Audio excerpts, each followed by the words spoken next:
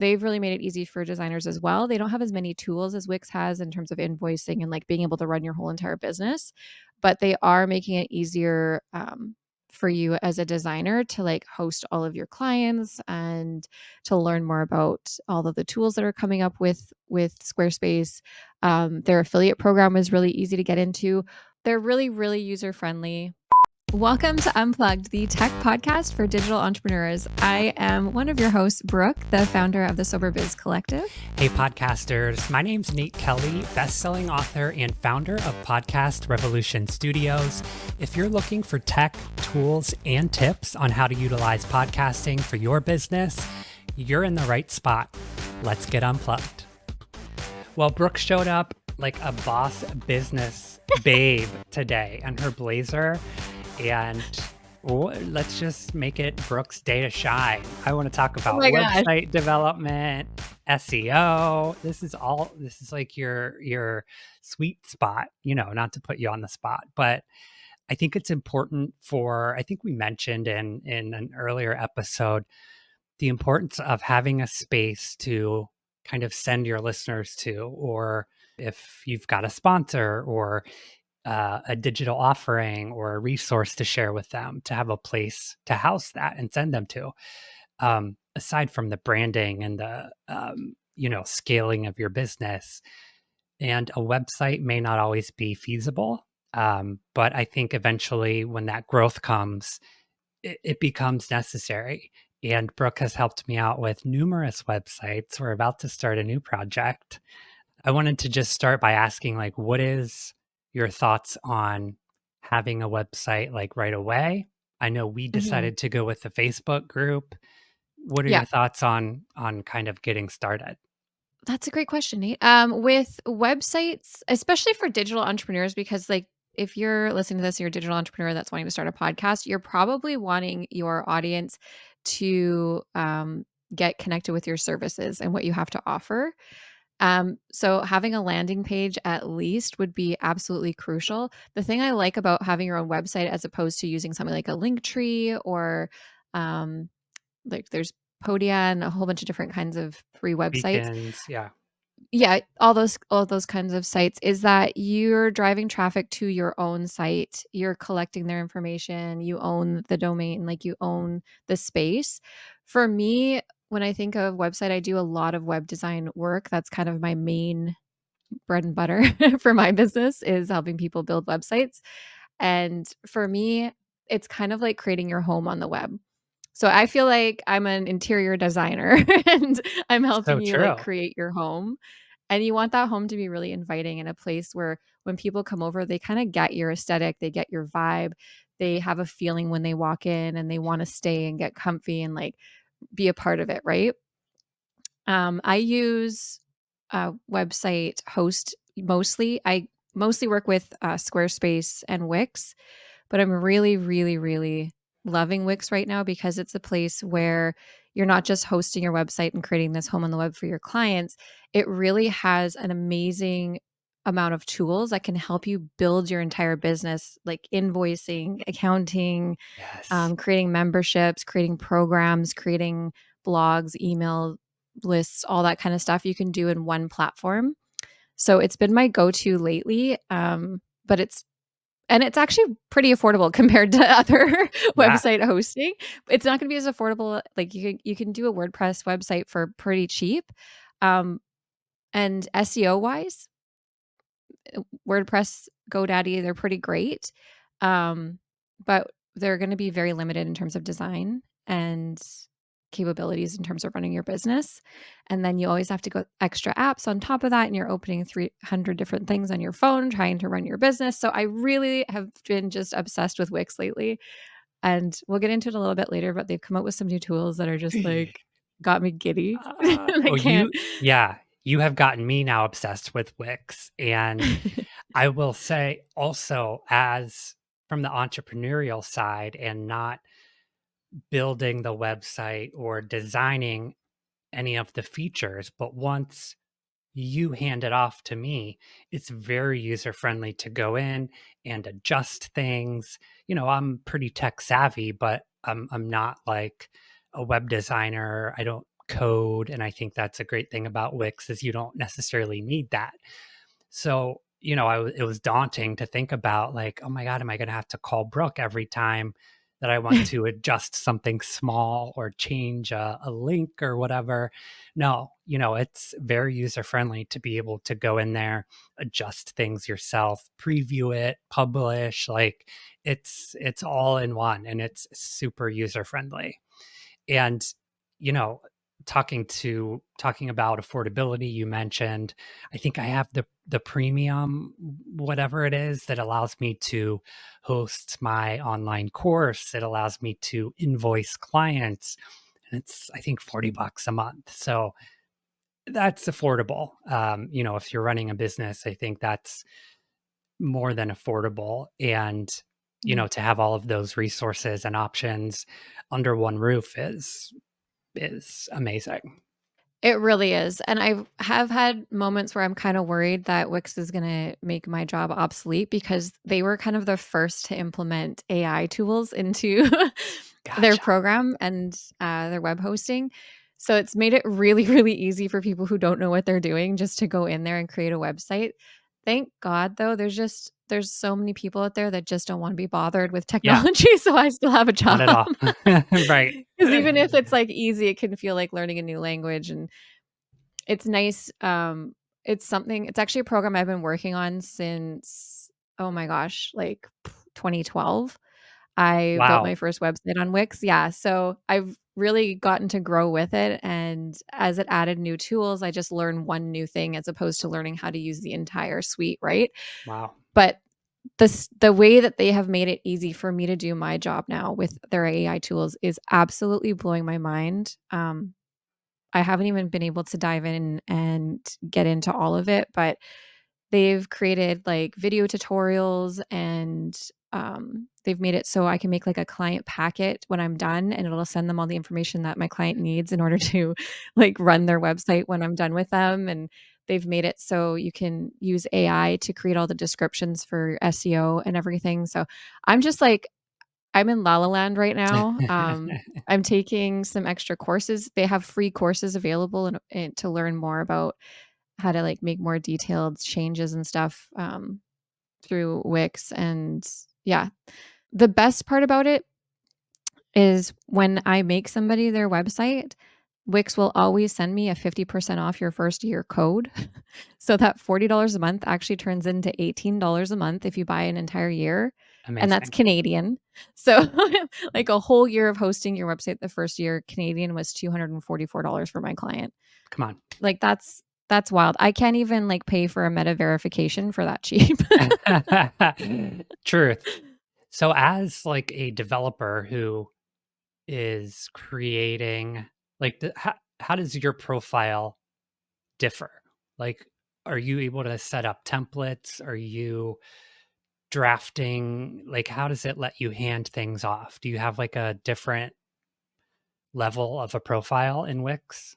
Yeah, I'm a Wix partner, creator, and as you develop and get more clients and have more premium subscriptions on your account through your Mm, clients, they move you up levels to the point where you can actually start making money through their marketplace, and they'll send you clients to work with them. If you want to get into web design as a business, that's what you want to start. Wix made it so easy, and that's I amazing. just, They're, like, yeah, creating this, like, what's it called on TikTok? Creator fund or something creator weird, fun. like, Yeah. yeah, for web developers. That's amazing. It's so cool, and it's gamified it too, because you wanna go up levels and stuff, so Yes. as a person with ADHD, I absolutely appreciate that, Level and I can 50. exactly. I can invoice my clients through their, what else? Oh, they have, like, workflows and things, so if you're one of those people who loves to document your journey with your clients from beginning to end, I really need to get into that better. I was using 3 different apps to try and manage my business and try and figure out, like, the best way to communicate with clients and things and keep track of who I've spoken to and when my projects are due. They've built that all in to the Wix Studio, it's called, for the creator. Yeah, Um, yeah, they've built it all in there. I can do my email marketing through there as well, um, my invoicing, like, it's just wild the amount of tools that they offer in one space. I noticed that the demographic that seems to use Squarespace, or I guess, do you see a difference? Like, I noticed that Squarespace is a lot of like photographers and like small shop owners and people that have something to sell more so than Wix would be. Do you see that too, or am I crazy? Yeah, I mean, Squarespace definitely has, like, an aesthetic, that Like a the lot of girly people are drawn pops. to. Girly, yeah, very Yeah. feminine, but they did a phenomenal job of marketing. They got in on so many podcasts right when podcasts started really becoming a place to market, like, you would hear about Squarespace all the time. They Yeah. did a really, really good job marketing. What I liked about Squarespace was it was really hard to mess it up, like, it was very plug and play. People who didn't have a lot of design experience could really feel safe putting their own photos in and doing all this kind of stuff and not be able to, like, mess it up too much because everything was in these squares. So, with Wix, it's more free form, you can put stuff anywhere, so if you don't have a design eye, you end up with a lot of clutter and, like, you know, Mess. Just, functionality can be off. yeah. You can mess it up a little easier. And also, Wix had a really bad rap for a long time as, like, this kinda Wish version of a website host, right? Like, Really?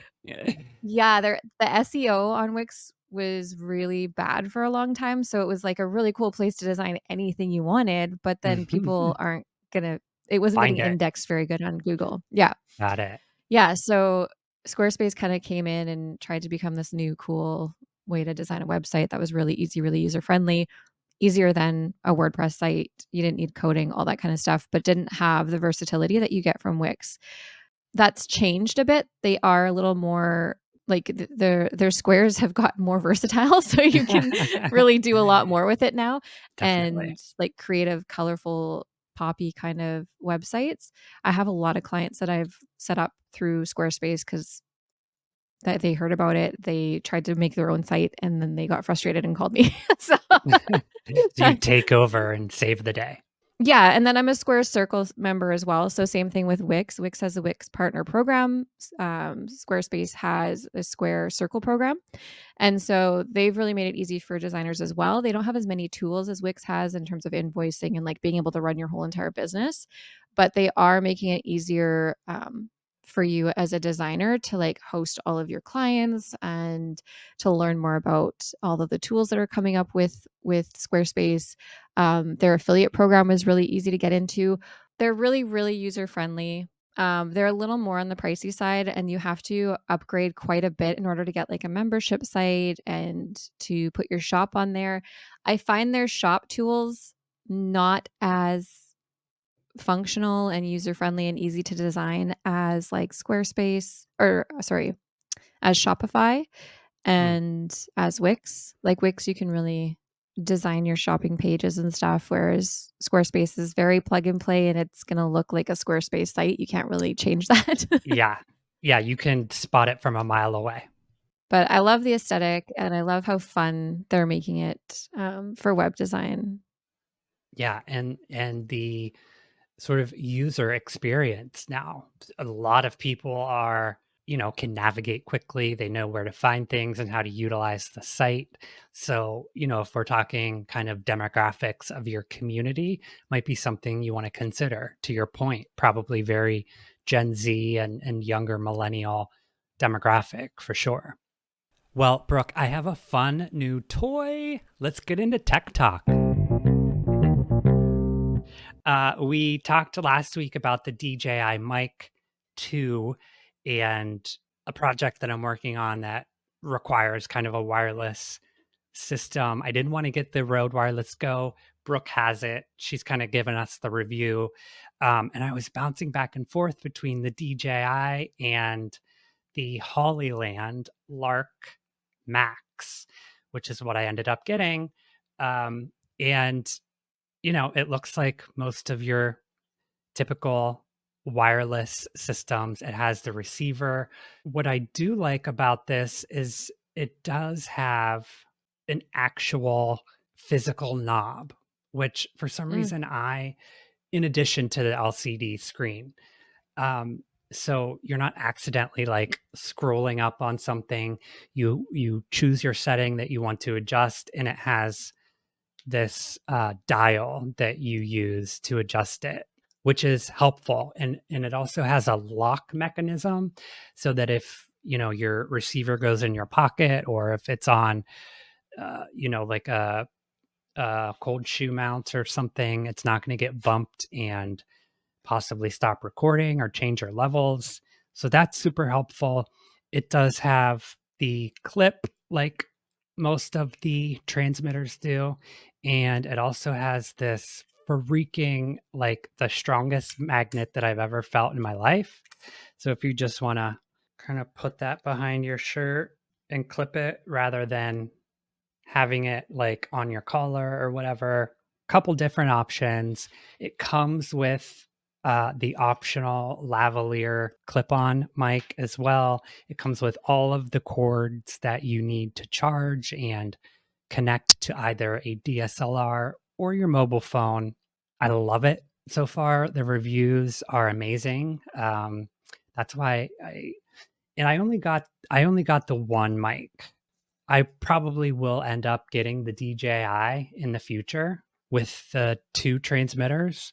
So I thought that I would just kind of test this one with the one receiver, and see which one is better. So that's why I only got the single.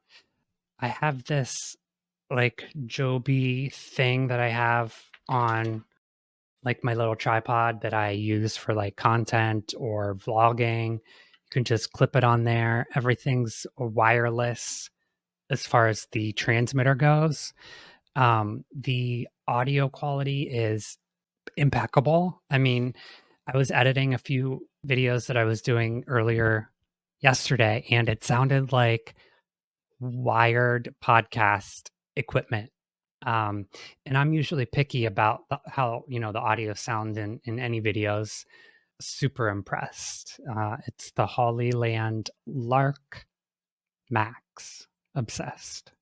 Oh, incredible. So what was the price difference between the Hollyland and the DJI? So for the one transmitter package, it was 159 US. For two transmitters and the receiver, it was 249 US. And the DJI with two transmitters is 349 US. So $100 price difference for the double transmitter package thing. It comes with the USB-C to Lightning, USB-C to Mm. USB-C. It comes with two different length USB input, like a longer one to plug in your receiver to transfer files, and a shorter one for the phone connection or whatever. And You a get lav like a mic? legit and a lav mic. Yes. That's wild. That's so It was great. bomb for I 159 think just the US. accessories alone that I had to purchase in order to get my Road Yeah. to work cost me about that. It's crazy. That's why, the reviews and the ratings were both the same, very high, like 4.7, 4.8 out of 5 stars, like all across Amazon. They were like neck and Oh, neck good. on all of the reviews that I read. And I'm like a review freak. Like I won't buy anything Mhm. without completely deep diving every corner of the internet. Yeah. And even for the double transmitter, that $100 price difference is a lot. Thought I'd give some love to Hollyland and check it out. And so far, super impressed. Well, $100 is that gets you a lot if you put that towards your business. That's some pretty good ad Absolutely. spend. You know something funny? What? I was finishing tomorrow's episode yesterday or Saturday, maybe. And I realized that, I always try to end on like something funny or like something cute. And it always ends Yeah. up being you with like some sort of one liner or some kind of joke or something funny. And it always just kind of happens. There's like a perfect cutoff point.